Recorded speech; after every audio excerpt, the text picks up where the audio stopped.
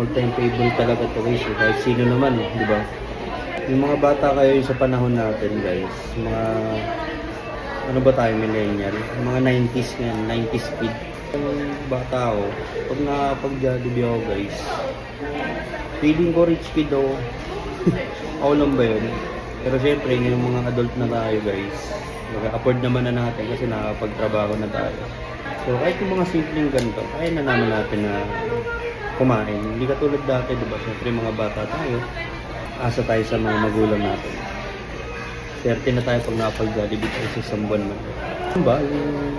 Hindi na ako gumagamit masyado ng yung parang stainless na kutsara or tinidor nila dito. Mas prepared ko yung mga disposable para mas malinis, mas safe lang. Para sa akin lang naman yun guys.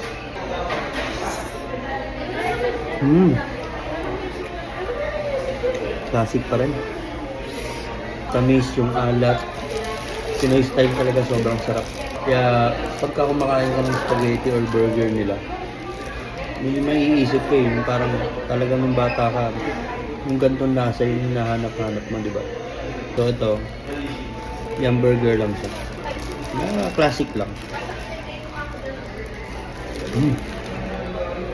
Drinks ko, nag-upgrade ako ng ice coffee po. So, tikman natin kung sarap nga ba.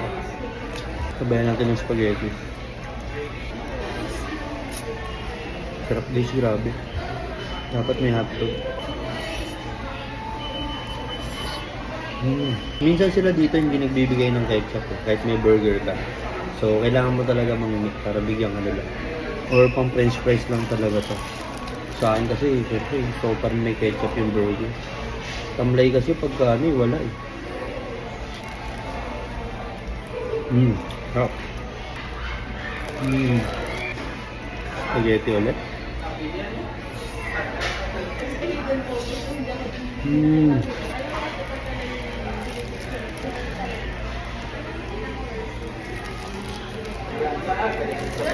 Sarap. So, bali ang total na ito lahat-lahat. Nag-upgrade na rin ako nito kasi ano lang to eh. Usually coke lang talaga to guys. Meal siya. Spaghetti burger meal lang. So gusto ko matikman nga yung coffee float nila. Nag-add ako ng 45. So ang naging total ko mga 168 pesos. Yung ko sulit naman eh.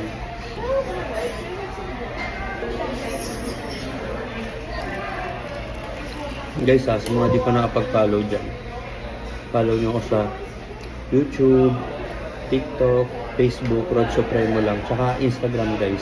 So isa lang naman yung pangalan ko, ito lang, Rod Supremo.